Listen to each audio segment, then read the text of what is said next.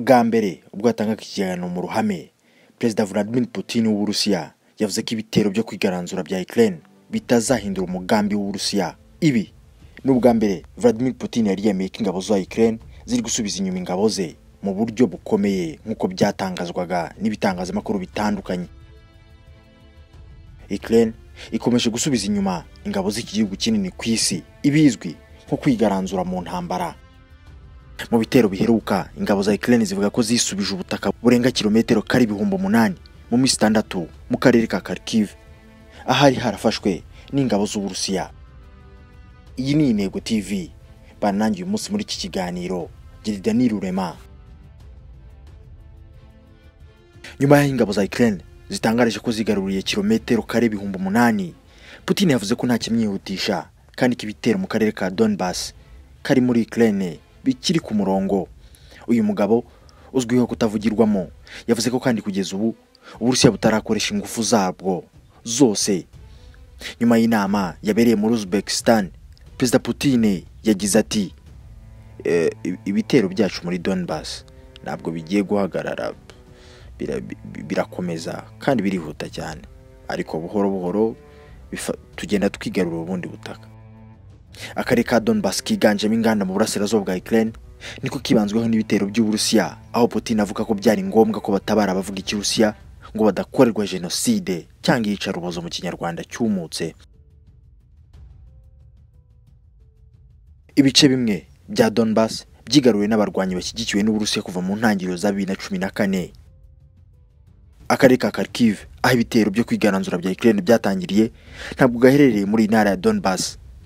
Mu byo yavuze kuwa gatanu, Putin yakangishije gusubiza gukomeye kurushijeho n'ibi bitero bya Ukraine bikomeje. Ati, ndabibutsa ko ingabo z'Uburusiya zitari kurwana zose, igisirikare cy'umwuga nicyo gusa kirimo kurwana. Mbere Uburusiya bwahakanaga kohereza ku rugamba muri Ukraine abantu bahatiwe kujya mu gisirikare, ariko abasirikare benshi barahanwe nyuma yuko hari amakuru yamenyekanye ko abantu nkabo bahatiwe gusinya amasezerano, abanze bagafungwa bagatabwa muri kasho kubwo kanga gutera igihugu cy'igituranyi cya Ukraine. Kugeza ubu Uburusiya ntiburemeza ku mugaragaro ko buri mu ntambara na Ukraine, ahubwo ibitero byabo bubyita ibikorwa bidasanzwe bya gisirikare. Ariko nyuma yo gutsindwa guheruka, bamwe batanga ibitekerezo bashyigikiye Uburusiya basabye ko leta ya Moscow yashyiraho ingufu zirushijeho muri ibi bitero y'isi bya gisirikare.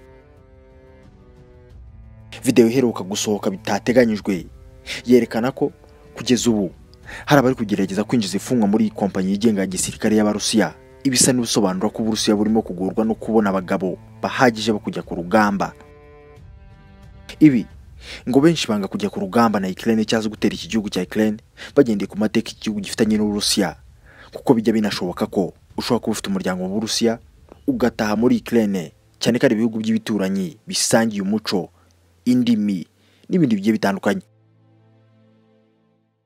Urugendo rwe muri iki cyumweru mu nama ya Shanghai Cooperation Organization yabereye muri Uzbekistan, Perezida Putin ni gake cyane yigeze avuga ku bitero bye muri iki gihugu cya Ukraine, aho yahuriye na mugenzi we Xi Jinping w'Ubushinwa muri iki gihugu cya Uzbekistan. Uru rugendo rwerekanye ko ushaka gukomeza umubano w'ibihugu bya Aziya muri iki gihe ibyo mu burengerazuba byamushyize mu kato. Gusa no muri iyi nama, bamwe mu bategetsi bagaragaje impungenge batewe n'ibitero by'Uburusiya muri Ukraine. Minisitiri w'Intebe w'Ubuhinde Narendra Modi yabwiye Putin ati, igihe cya none si igihe cy'intambara. Putin avuze ko igihugu cye kiri gutsindwa mu gihugu cya Ukraine gikomeje kugarura ingabo zari zaragiye mu butumwa bw'amahoro zigarura mu gihugu. Inkuru ya BBC yo ku itariki 18 Nzeri 2022 ivuga ko ingabo za Ukraine zari mu butumwa bw'amahoro mu gihugu cya Kongo Kinshasa zatashye nyuma y'imyaka 10. Abasirikare ba Ukraine bari mu butumwa bwa ONU bwo kugarura amahoro muri Kongo Kinshasa bavuyemo barataha ku busabe bwa leta yabo nk'uko bitangazwa na MONUSCO. Umunyebrazil General Marcos da Costa, umugabo w'ingabo za MONUSCO zimaze imyaka irenga 20 muri Congo, yishimiye umusanzu ingabo za Ukraine zatanze mu myaka 10 zimaze zifasha abaturage b'iki gihugu cyazahajwe n'intambara. ONU igaragaza ko Ukraine yari ifite abasirikare 250 muri MONUSCO barimo abagore babiri. Iri niryo tsinda rinini ry'ingabo za Ukraine ziri mu butumwa bwa ONU ryari rigizwe n'abasirikare b'inzobere muri kajugujugu z'intambara. Ukraine kandi yari ifite kajugujugu 8 muri MONUSCO nk'uko amakuru ahara byerekana. MONUSCO ivuga ko kajugujugu za Ukraine zari zigize hafi 1/3 cya kajugujugu zakoreshwaga muri Congo n'uyu muryango. Muri Werurwe uyu mwaka wa 2022 nibwo Perezida Volodymyr Zelensky nyuma y'ukwezi kurenga yibasiwe n'ibitero by'Uburusiya yasinye itegeko rihamagara ingabo zose zagiye mu butumwa bwo kugarura amahoro gutaha zigafasha kurwana intambara Vladimir Putin yashoje muri iki gihugu. Inzobere mu byo kubungabunga amahoro muri icyo gihe zagaragaje impungenge ku bikorwa by'ingabo za MONUSCO mu burasirazuba bwa Congo Kinshasa mu gihe ingabo za Ukraine zaba zitashye, dore ko Ukraine iri mu bihugu byohereje inzobere zikomeye mu gisirikare muri Congo nubwo nta musaruro ugaragara MONUSCO imaze gutanga. Ukraine ubihugiye mu bitero bya gisirikare byo kwigaranzura Uburusiya mu burasirazuba bwayo cyane cyane mu karere ka Kharkiv. Mu minsi ishize ingabo zayo zivuga ko zabashije gusubiza inyuma z'Uburusiya no kwigarurira ibice bimwe na bimwe by'imijyi byari byarafashwe n'Abarusiya. Perezida Vladimir Putin w'Uburusiya akomoza kuri uku kwigaranzura yavuze ko nta kimwihutisha kandi ko kugeza ubu Uburusiya butarakoresha ingufu zabwo nk'uko twabigarutseho dutangira ikiganiro.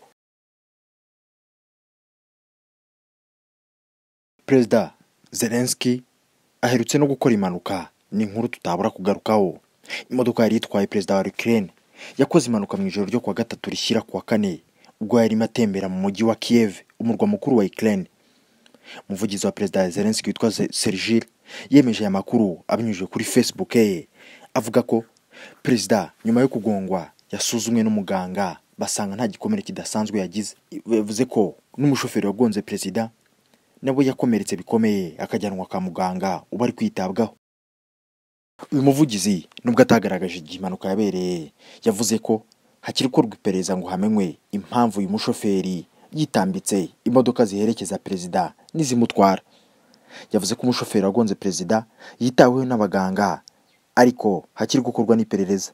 Nyuma y'itangazo ry'umuvugizi wa perezida wa Ukraine nk'uko bisanzwe, Perezida Volodymyr yahise ashyira hanze ubutumwa bwa video akunze guha abaturage buri munsi bujyanye n'intambara Ukraine irimo n'Uburusiya. Gusa ntiyavuze ku bw'iyo manuka nubwo umuvugizi we yari yamaze kuyemerera ibitangazamakuru bitandukanye.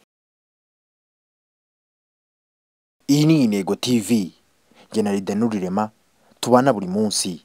Ndagusaba gukora subscribe kugira tuzajya ucikwa n'amakuru tubagezaho ya buri gihe. Ciao, bye bye.